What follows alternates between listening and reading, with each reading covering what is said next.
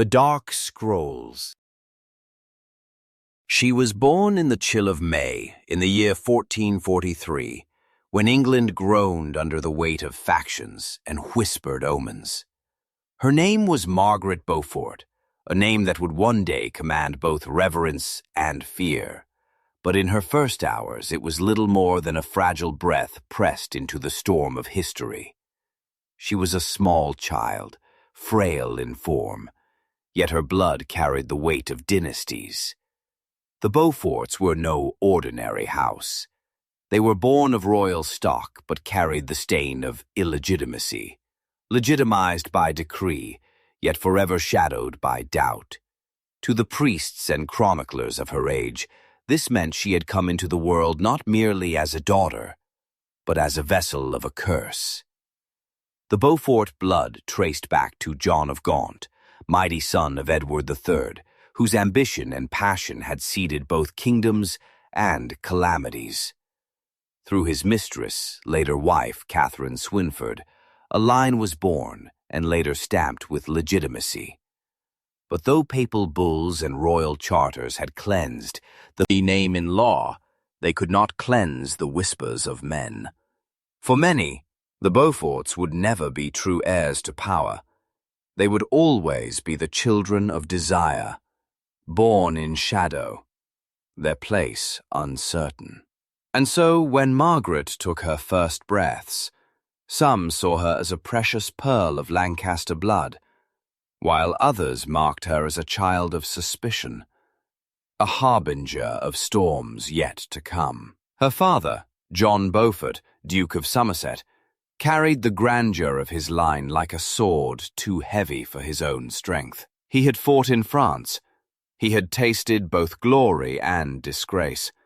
By the time Margaret was born, he was a man broken in spirit, his honor unraveling in failure and scandal. He died when she was still an infant, leaving her not only fatherless, but burdened with the inheritance of a troubled name.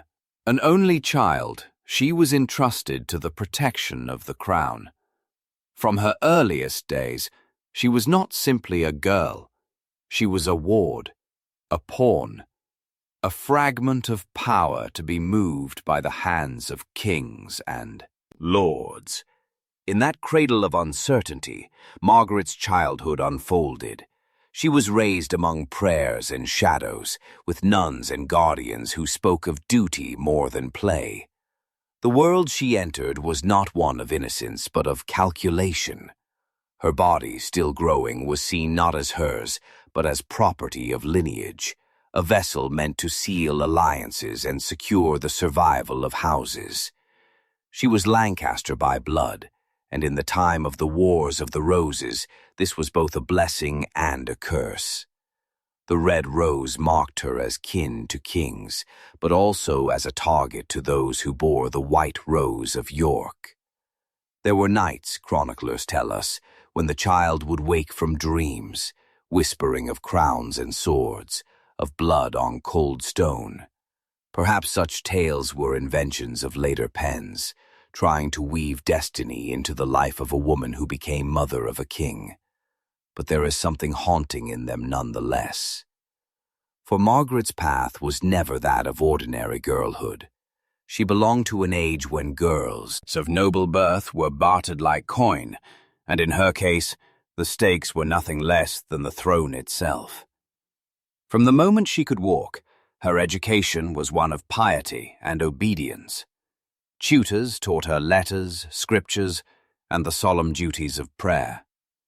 But beneath these holy lessons there was a harsher truth. She was to be prepared as an offering. Every look, every gesture, every whisper around her reminded her that she was not free. Even her prayers were sharpened by the knowledge that she was to be given away, perhaps before she understood what marriage meant, perhaps before her body was ready to bear what it must. England itself seemed to mirror her fate. The kingdom was restless, bleeding from within. King Henry VI, distant cousin to Margaret and head of the House of Lancaster, was fragile in both mind and will. His weakness invited strife.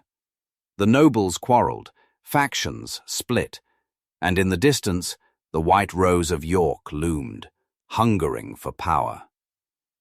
The child Margaret, playing in cloisters and gardens, would never have understood the scale of it all. But the men and women around her knew.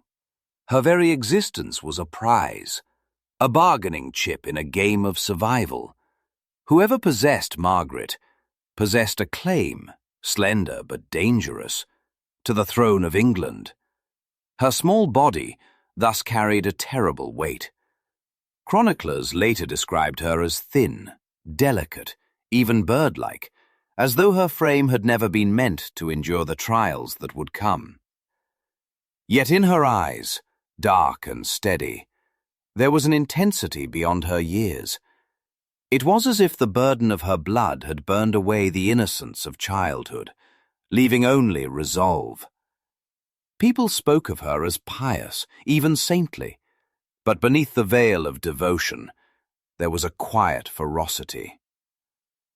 Perhaps she knew, even as a child, that her life would not belong to her, and so her guardians began to arrange her future.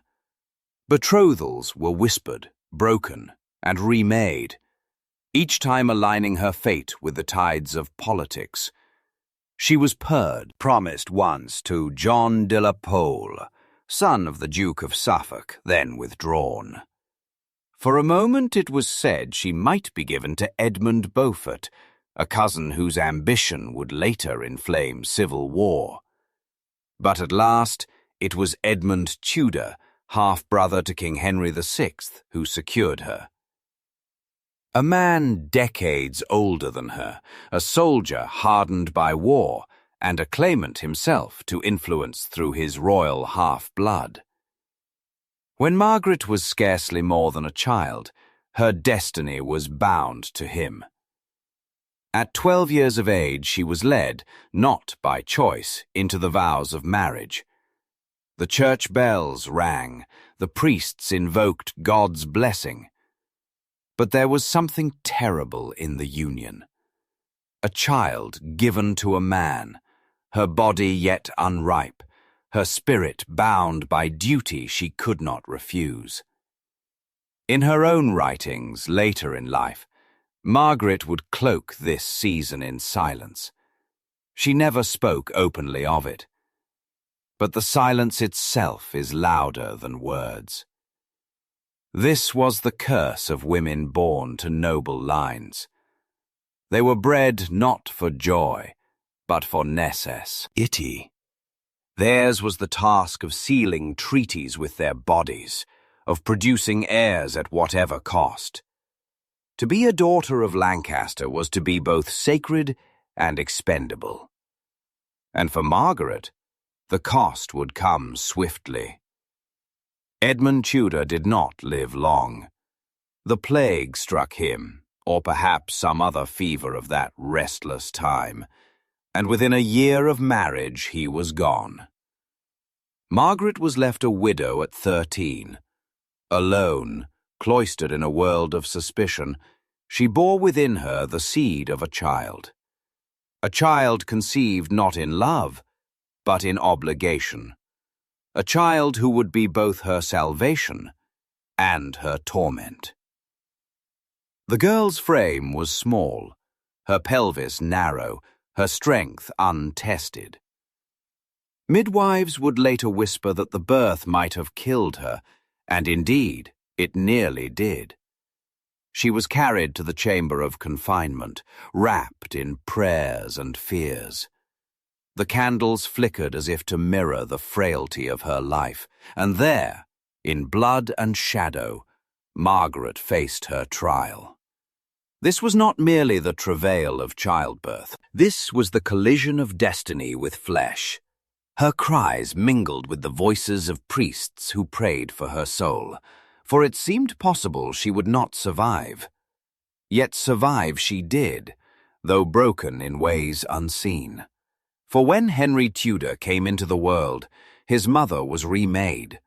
No longer child, no longer free, She was mother to a boy who carried in his veins the embers of a kingdom.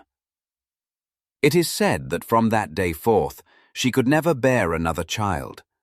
The ordeal had closed her womb, sealing her fate. Her youth was consumed in a single act, her body rendered barren while still at the threshold of womanhood. She had given England its future king, but in return, England had taken her childhood forever. The shadows thickened around her. She was a widow, a mother, and still only 13. She wrapped herself in piety, in fasting, in the discipline of prayer. But behind her beads and psalms there lingered the haunting knowledge. Her life was not her own. She had been born under the moon, ark of a bloodline, doubted, cursed, and yet indispensable. And now, through her pain, she had given that bloodline a new chance at power. The story of Margaret Beaufort cannot be told as the tale of a girl alone. It is also the tale of the kingdom she was bound to. England at mid-15th century was a land wounded by its own lineage. Lancaster and York, two roses from the same ancient stem, clawed at each other with merciless thorns. And in this war, Margaret's child would become the last throw of destiny. But in these early years, before she had yet become a strategist, before she had yet become the mother of kings, she was simply a girl with hollow eyes, standing in the cold corridors of fate, marked forever by the birth that nearly destroyed her. Some said she was chosen by God, preserved through agony for a higher purpose. Others said she was cursed, a vessel through which the sins of her house would play out. She herself never revealed which she believed, but in the silence of her chapels, as the incense curled upward, one can imagine her whispering not only prayers of devotion, but questions meant for no human ear. Why had she been made to suffer so young? Why had her body been broken to bring forth a child whose destiny would engulf her own? History offers no answer. It offers only the image of a frail girl turned mother, standing at the threshold of wars and crowns. She was born under a blood curse, they said, and perhaps they were right. For the rest of her life, every step she took, every whisper she spoke, every prayer she offered, was haunted by that single truth, that her womb, torn open at 13, had birthed not only a son, but the future of England itself. The girl was not yet 12 when the chains of marriage were clasped upon her. She had been raised with whispers of destiny echoing in her ears, but nothing could have prepared her for the cold weight of those vows. Edmund Tudor, half-brother to the reigning king, Henry VI, was her appointed lord and husband. He was a man grown, hardened by years of war and ambition, while she was scarcely more than a child, her bones fragile, her voice still carrying the softness of youth. Yet the age cared little for innocence. Alliances demanded bodies, and Margaret's was the vessel offered. The ceremony was perfumed with incense and sanctified by the church, but beneath its solemn words lay a brutal reality. Her life was sealed, as collateral in the endless bargains of men. The Beaufort claim, thin yet powerful, flowed in her veins, and by binding her to a Tudor, the king hoped to secure loyalty and knit together fragile factions. What choice had she? A girl under royal wardship could not say no. He bowed her head, her voice trembled through the vows, and before God and man, she was bound. Edmund Tudor was not cruel in the manner of tyrants. He was ambitious, stern, conscious of the value his young bride carried. He knew her womb might produce a child with a legitimate claim to England's throne. And so, without regard for her tender years, He sought to claim his right swiftly. The chamber of marriage was no sanctuary, but another battlefield of duty, where Margaret, scarcely more than a child, learned that her fate was not her own. Chroniclers would not dare speak of it openly, but the silence is heavy enough. Her body bore burdens before nature had prepared it. It was in these months of fragile marriage that fate sharpened its blade. The land seethed with unrest. The king's madness had left England rudderless, and the nobles circled like wolves. Edmund took up his duties in Wales, leaving Margaret to dwell in grim halls, far from the security of childhood. There, whispers of war mingled with the groans of plague. It was not long before sickness claimed him, whether it was the sweating sickness, plague, or some other fever. The end came swiftly. Within a year of marriage, Edmund Tudor lay cold in his grave. And Margaret? She was 13, a widow, heavy with child, trapped in the shadows of an uncertain world. Alone, vulnerable, a pawn without protection. The weight of her situation must have pressed on her like an iron shroud. She had no father, no husband, no voice in the councils of men. All she had was the life stirring within her, and even that life was a danger, for a boy born of her body would carry Lancaster blood and Tudor name, making him a figure of threat and hope in equal measure. In the ruthless politics of the Wars of the Roses, such a child was never safe. The girl who should have been playing at dolls was now hounded by midwives and priests, urged to prepare her body for a birth it could scarcely endure. Accounts from the time speak of her diminutive stature, her narrow hips, her fragile frame. The danger was so great that many believed she would die in labor. Indeed, some later claimed it was a miracle she survived at all. As the days darkened, as her belly swelled, Margaret must have felt as if she were a vessel doomed to shatter. The winter of 1457 came with cruel winds. In Pembroke Castle, far from the warmth of family or safety, she was led into the confinement chamber. The walls closed in, the shutters barred, the air heavy with the stench of wax and herbs. Women gathered around her, murmuring prayers, their hands trembling with dread. For this was no ordinary birth. It was the gamble of life against death. The cries of a girl mother pierced the night, mingled with the drone of psalms, as if heaven itself weighed her worth. And then, against all odds, a cry answered hers. The child had lived. A boy, Henry Tudor. But the price was carved deep. Margaret lay bloodless, broken, her body scarred by the ordeal. She had given England a son, yet in doing so, her womb was sealed forever. She would never again bear another child. All her hopes, all her ambitions, all her sacrifices were now bound to this one fragile boy. It is said that when she first beheld him, she wept not with joy, but with something darker, fear perhaps, or the grim knowledge of destiny. For she must have known, even in that moment, that the child would be both her salvation and her torment. He was her only son, her only chance at power, and the world would hunger for him as wolves hunger for prey. In the months that followed, Margaret retreated ever more into piety. She fasted, she prayed, she cloaked herself in the black of mourning, though her youth cried out for color.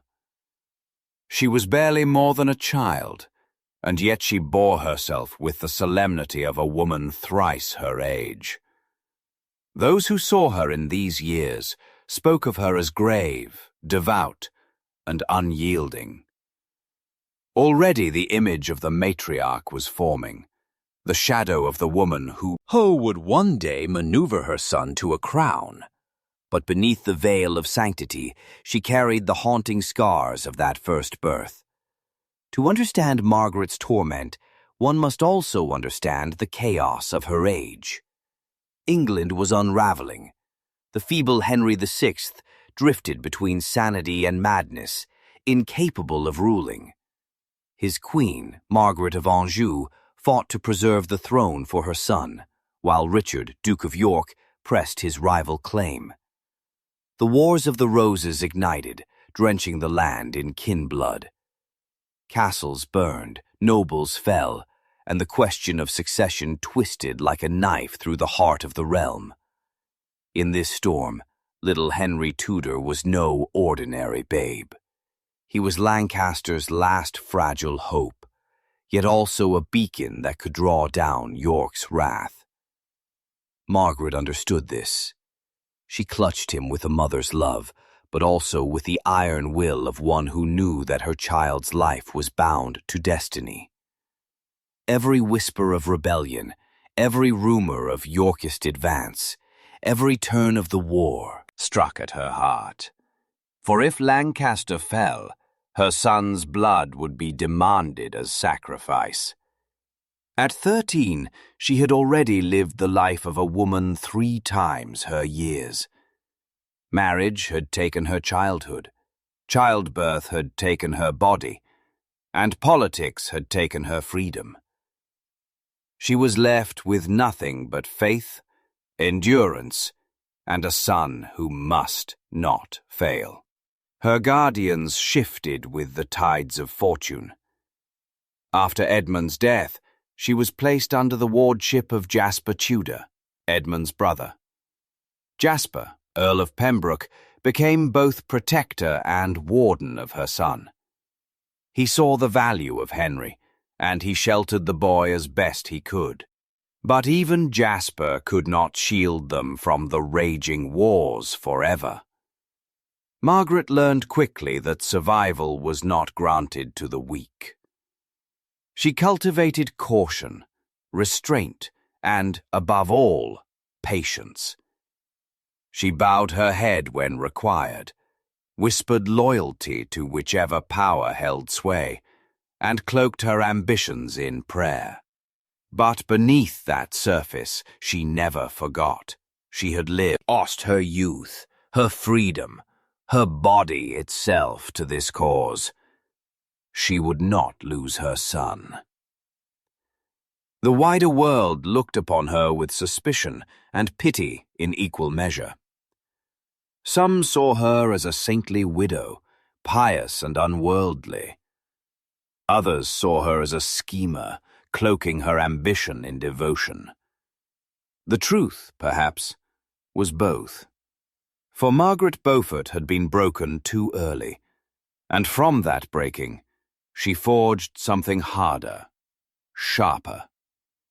She became a woman of singular will, a figure destined to haunt the corridors of power. Even in those early years, when she sat in chapels fingering her rosary, when she whispered psalms in the candlelight, she was already plotting, already weaving the strands of destiny. She knew that the boy asleep in his cradle was more than her son. He was a vessel for the Beaufort claim, for the Lancaster hope, for the dream of a crown. And if God had spared her through the agony of childbirth, then surely he had done so for a purpose. Yet still, she must have trembled.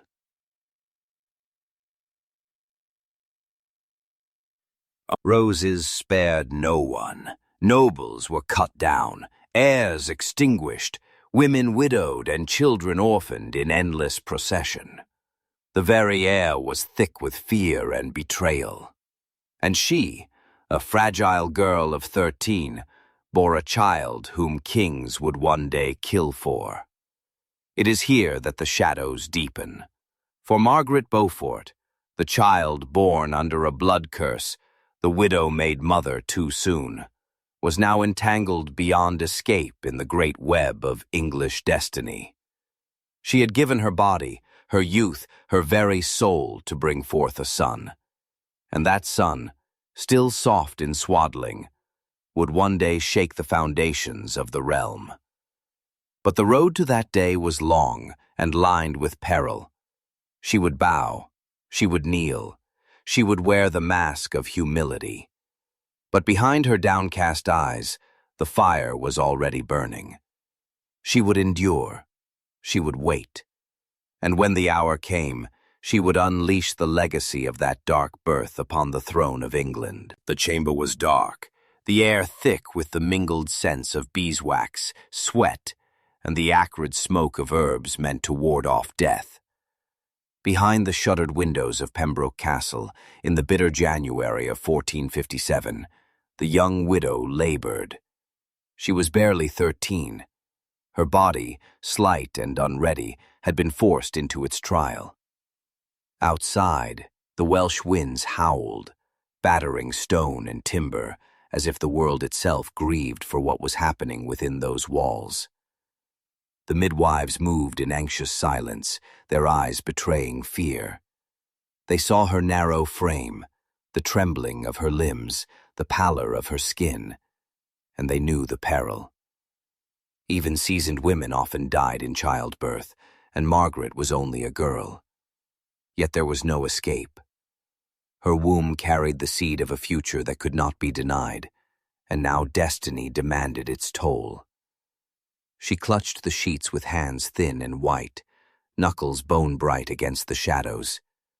Cries tore from her lips, raw and helpless, though she tried to stifle them with prayer. The rhythm of pain came like waves breaking upon a fragile shore. Around her, psalms were murmured, holy words recited against the encroaching terror. Some prayed for the child, others for the mother, but most feared they would lose both. The hours dragged like centuries. Her young body convulsed under the strain.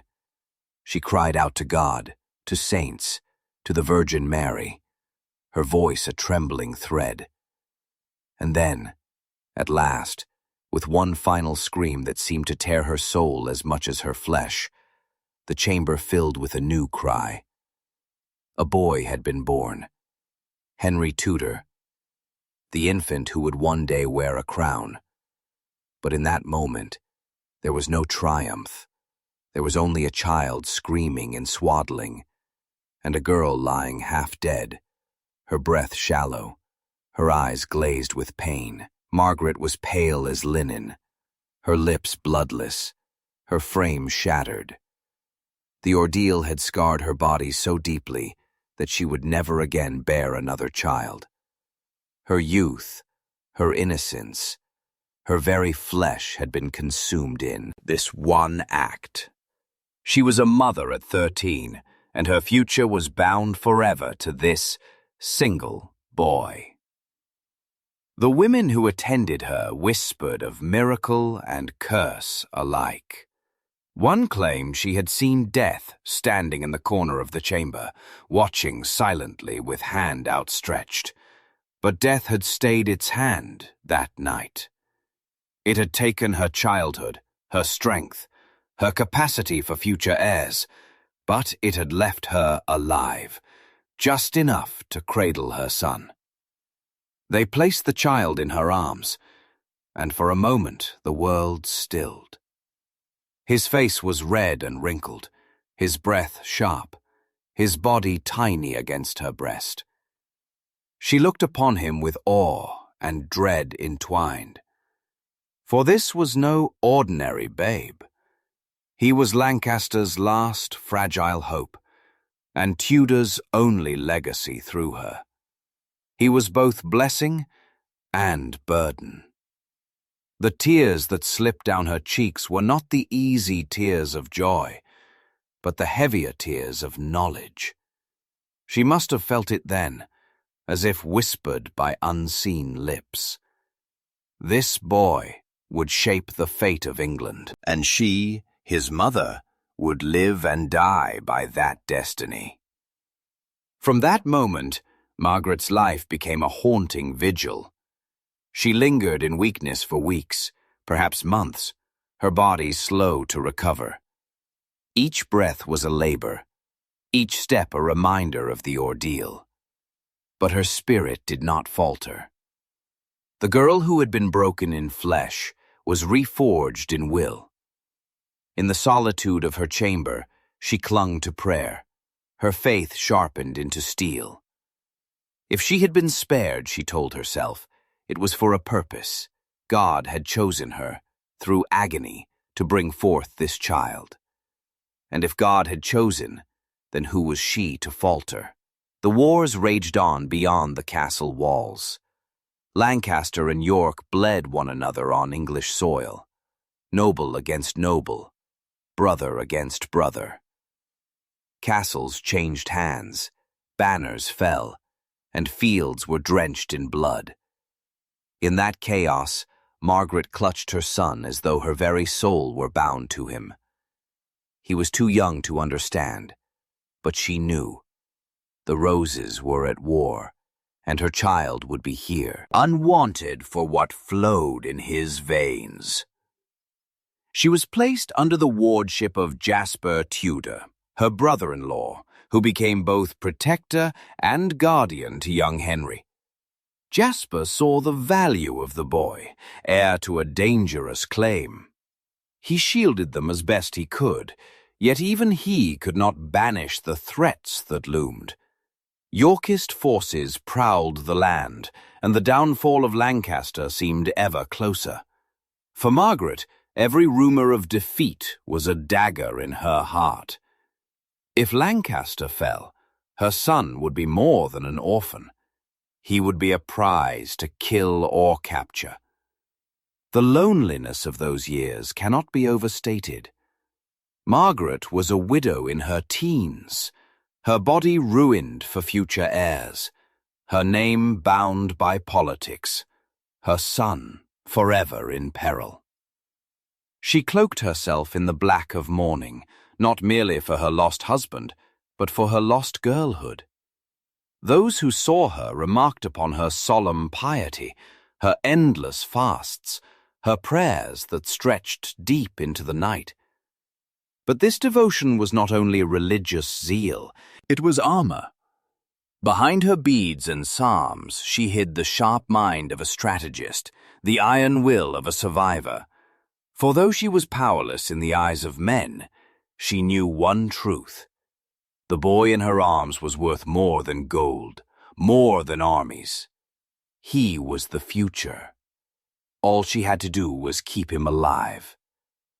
The kingdom grew ever more unstable. Henry VI's mind slipped into madness, and his queen, Margaret of Anjou, battled ruthlessly for her son's rights. Richard, Duke of York, pressed his claim with equal ferocity. Battles erupted. St. Albans, Wakefield, Towton, names that would be etched in blood upon the annals of history. Each clash threatened to extinguish her fragile line. Margaret learned to live with fear. Fear of Yorkist soldiers, fear of betrayal, fear that her child would be snatched from her arms. Yet she never yielded. She bent where she must, bowed her head in outward submission. But within she guarded her fire. Every night she knelt before the crucifix, whispering her prayers, not only to God, but to destiny itself. Preserve him. Preserve my son. Preserve our cause. Her world narrowed to a single purpose. Henry. Her own life mattered little. Her body had already been sacrificed, her youth already stolen. All that remained was her son, and through him the promise of a crown. She endured indignities, dangers, the shifting loyalties of noble houses. But she endured them all for him. This was the true beginning of Margaret Beaufort's legend. A girl broken by childbirth, remade as a mother of iron, a widow at 13, who wrapped herself in prayer, but thought always of crowns. She had suffered the agony of bringing forth a child too soon, and in that agony, she had glimpsed her purpose. She would be more than a victim of circumstance dance. She would be the shadowed hand guiding destiny. For England was a land in which men bled on battlefields and seized crowns with steel. Yet behind them moved the hidden forces, mothers, wives, widows, whose sacrifices and cunning shaped the very bones of power. Margaret understood this better than most. She could not wield a sword, but she could wield influence. She could not lead armies, but she could weave alliances. And she would. The boy Henry slept in his cradle, his breaths soft, his life still fragile. But already his mother's mind was at work, tracing the paths of fate, seeing further than most dared imagine. She had nearly died to bring him into the world. She would not rest until the world acknowledged the price she had paid. Thus the child born of agony and the mother forged by suffering began their long vigil. Together they stood at the edge of history, bound by blood, shadowed by curses, and destined for a crown. The years after Henry's birth stretched before Margaret like a labyrinth of shadows. She was barely more than a child herself, yet life had stripped her of girlhood, of husband, of freedom. All that remained was her son, and through him a fragile thread to destiny. From that moment, every step she took, every word she uttered, every prayer she whispered was weighed against one question. Would it secure his survival? She cloaked herself in piety, draped in the austere garb of mourning, her rosary always in hand. To the world she seemed a saintly widow, fasting, praying, obedient. But behind the lowered eyes and bowed head, her mind burned like an ember. For she knew the wars of the Roses would not spare innocence. Lancaster and York devoured each other, and her son was both prize and target. Under the wardship of Jasper Tudor, Henry grew as safely as the times allowed. Jasper, steadfast in loyalty, guarded his nephew with tenacity, knowing the boy carried Lancaster's last true hope. But Jasper's fortunes were bound to the Red Rose, and when Lancaster's fortunes fell, so too did his power to protect. Margaret watched helplessly as battle after battle whittled away her cause. At Towton in 1461, the Red Rose was drowned in blood and snow. Yorkist banners rose triumphant. Edward IV claimed the throne, and the Lancastrian cause was scattered to the winds. In that moment, Margaret must have felt her world collapse. Henry VI was a prisoner, his queen fled into exile, and Lancaster's loyalists were hunted. Her son's blood, once a beacon, was now a danger greater than ever. It was then that Margaret began to perfect her mask. To survive York's rule, she bent her knee, swore her oaths, and presented herself as a humble subject. Yet within, she never forgot. Her prayers were sharper than daggers, her fasting a discipline of steel. She played the game of obedience, but her heart beat to a darker rhythm. Henry must live. Henry must endure. Edward IV did not move to destroy her. Instead, he permitted her to remarry. For a woman of her rank, marriage was not a choice, but a command. She was given to Sir Henry Stafford, son of the Duke of Buckingham. It was a union born not of love but of necessity, meant to anchor her in Yorkist loyalty. Margaret accepted with the same silence she had accepted every turn of her fate. In Stafford's halls, she lived as dutiful wife, soft-spoken, devout, and cautious. But within, she remained ever the widow of Edmund, ever the mother of Henry. Every alliance, every conversation, every movement at court was measured by how it might affect her son's future. Stafford himself was loyal enough, and perhaps not unkind, but he was not the center of her world. Her heart, her soul, her every waking thought belonged to Henry. The years unfolded in treacherous rhythm. England's crown shifted between heads like a cursed relic. Henry VI was briefly restored, only to fall again. The Duke of Warwick, once York's great power broker, turned traitor, Itor, and was slain. Blood stained every field, every castle. Through it all, Margaret walked like a shadow, present yet unnoticed. She wore humility like armor, so that no one could pierce her true intent. But the storms reached her doorstep nonetheless. In 1471, at Tewkesbury, the final blow struck Lancaster down. Prince Edward of Westminster, son of Henry VI and Margaret of Anjou, was killed. Henry VI himself was murdered in the Tower soon after. With their deaths, the direct Lancastrian line was extinguished. All that remained was Henry Tudor. Imagine the weight that must have pressed upon Margaret in that moment. Her boy, now 14, stood as the last living heir of Lancaster blood. Yorkist eyes turned to him, and she knew his life could be ended in a heartbeat. Jasper spirited him away across the sea, into exile in Brittany, while Margaret remained in England, left to maneuver alone. Her prayers must have been desperate then.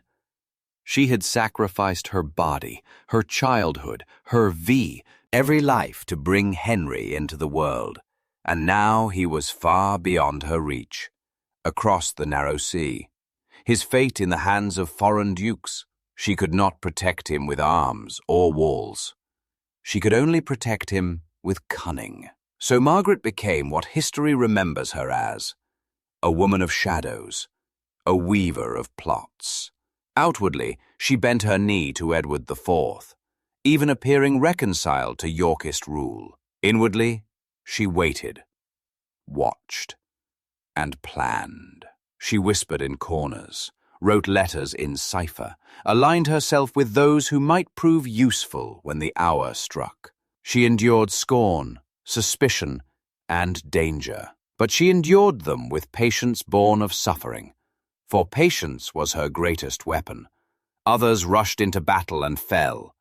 She remained, silent, enduring, unyielding. Her husband, Henry Stafford, died in 1471, leaving her widowed once more. Again her fate was placed in men's hands, and again she accepted. This time she married Thomas Stanley, a man of immense power and influence, whose loyalties were as shifting as the winds. To many, it seemed a dangerous union, for Stanley was a man of self-interest above all. But to Margaret, it was necessity. Through him, she gained access to the heart of politics, to the councils of kings, to the levers of influence that might one day serve Henry. She lived in Stanley's household, outwardly submissive, inwardly ever calculating. She knew her husband's reputation for opportunism, but she also knew that such opportunism could be turned to advantage. Stanley served York, but Margaret served only her son. Between them stretched a quiet tension, a marriage of masks. Through these years she was seen often in chapels, her knees bent, her lips moving in ceaseless prayer. Chroniclers described her as saintly, but her sainthood was one forged of necessity, for prayer gave her cover. Prayer gave her purpose. Prayer concealed the restless mind that never ceased its silent labor. She dreamed of her son across the sea, grown into a man in foreign exile, waiting for the hour when destiny would call him home. She imagined his face, remembered his cries, and bound herself tighter to her vow. He must be king. No matter the blood spilled, no matter the alliances forged with friend or enemy, he must ascend. The years under Edward IV were years of survival. Margaret watched, waited, endured. And then, in 1483, the wheel turned again. Edward IV died suddenly, leaving his crown to a boy, Edward V. But the boy king never wore his crown. His uncle, Richard, Duke of Gloucester, seized the throne, becoming Richard III. The boy king and his brother vanished into the Tower, swallowed by the silence of history. The kingdom reeled in horror and suspicion. Richard was crowned, but the stain of those missing princes clung to him. Whispers of usurpation spread, and the hearts of many turned restless. For Margaret, the moment she had prayed for had come. She saw it clearly. The kingdom despised Richard, the Yorkist line was tainted, and only one figure could unite Lancaster and disaffected Yorkists: her son, Henry Tudor. Across the sea he waited, and in her prayers she heard the voice of destiny urging her forward. The time for patience was ending. The time for action had come. And so Margaret began to weave her boldest web. She reached out to Elizabeth Woodville, queen of the late Edward IV, mother of the vanished princes. Woodville, robbed of her sons, might yet see her daughter Elizabeth wed to Henry Tudor, uniting Lancaster and York. It was a dangerous, audacious scheme, but it was all Margaret had ever dreamed of. In candle-lit chambers, in hushed meetings, in coded letters sent across the sea, the plan took form. Henry would invade England, claim the crown, and marry Elizabeth of York, thus sealing the roses in uneasy union.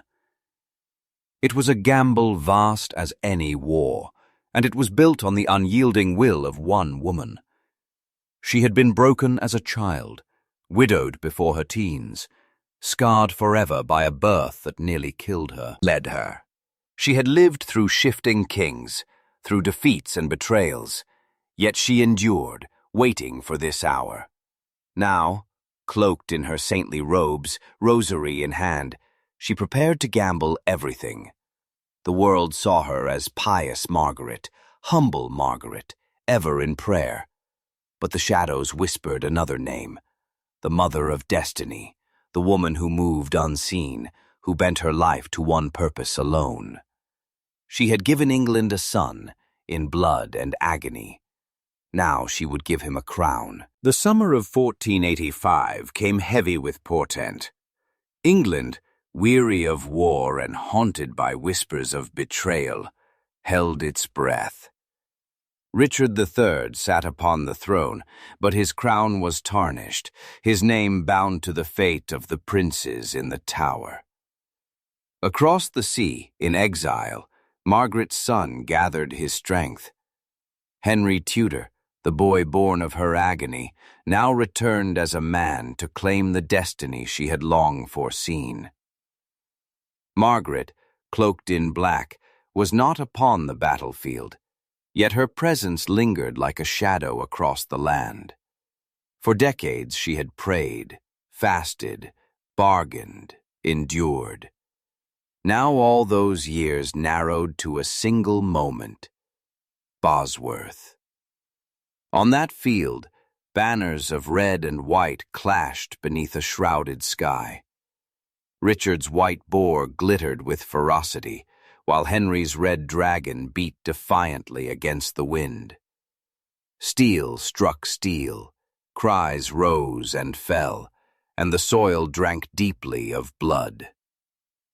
Richard, fierce to the end, hurled himself into combat, crying out for crown or death. But fate, sharpened by 5 years of Margaret's endurance, turned against him. The Stanleys, her husband among them, shifted their allegiance, and Richard's body was trampled into legend. When the crown was plucked from the mire and set upon Henry's head, England proclaimed a new king. But in truth, it was also the coronation of Margaret's will. She was not crowned, yet her hand rested invisibly upon the diadem. The child she had borne in torment was now Henry VII, founder of a dynasty. Margaret received a title no woman had borne before: My Lady the King's Mother. Neither queen nor consort, she nevertheless eclipsed them all. Clad always in black, her figure austere, she walked the palaces as though carved of stone. Courtiers lowered their eyes in reverence. Nobles weighed their words before her. She was a living relic of piety. Yet her influence ran deeper than prayer. Behind the throne she was ever present, the unseen matriarch, the silent architect of Tudor survival. She guided her son with steady hand, urging caution, discipline, and vigilance. Through her counsel, alliances were forged, marriages arranged, enemies subdued. Yet even amidst her triumph, she remained marked by sacrifice. Her body, ruined by that first birth, bore scars invisible yet eternal. Her youth, stripped away in girlhood, left her only the mask of sanctity. She had paid the price, and England now reaped its harvest. The years of Henry's reign passed, and with them came grandchildren: Arthur, solemn and dutiful; Henry, restless with fire; Margaret and Mary, radiant daughters destined for foreign thrones. She looked upon them with a strange mixture of pride and dread, for she knew better than most how fragile dynasties could be. She had seen heirs cut down, lines extinguished, crowns lost in a heartbeat. And so she prayed, ever more fervently, that the Tudor line might endure. When Arthur died, her heart must have clenched with terror. The boy upon whom hopes had rested was gone, and once more the spectre of fragility hovered over her family. Yet she steadied her son, Henry VII, guiding him through grief and uncertainty. Her faith in destiny never wavered. The crown must endure, for too much had been sacrificed to win it. As the century turned, Margaret aged into a figure both revered and feared. Thin, austere, always draped in black, she seemed more shadow than flesh, a relic of suffering transfigured into power. She endowed colleges, funded scholars, and wove piety into her legacy. To the world she was saintly. To history, she was steel. In April of 1509, Henry VII died. Margaret, though frail, stood resolute, her face carved with lines of endurance. She watched as her grandson was hailed Henry VIII, her blood carried forward into a new age. 2 months later, on June 29th, her body at last yielded to time. Alone in her chamber at Westminster, rosary in hand, she breathed her final prayers. The bells tolled, and England mourned. But the truth lay deeper. She was not merely a noble woman, not merely a widow or a mother. She was the crucible in which the Tudor dynasty was forged. From the agony of her girlhood, from the wound of her only birth, she had shaped the fate of a kingdom. And perhaps, in that final breath, she thought not of crowns or kingdoms, but of that night in Pembroke Castle, when a frightened girl of 13 clutched her newborn son and wept in silence. That cry, echoing in her memory, had haunted her always. It had marked her life, broken her body, and remade her into iron. It was the cry that gave England its king, and through him, a dynasty. So ended the life of Lady Margaret Beaufort, a woman both saint and shadow, whose story was written in pain, faith, and relentless will. History would remember her as pious, devout, a patron of learning, but the dark scroll whispers a truer tale, that she was the ghost behind the throne, the mother of a crown, the eternal reminder that dynasties are not merely born in battle, but in blood, sacrifice, and the silent endurance of women. Thanks for watching. Subscribe for more.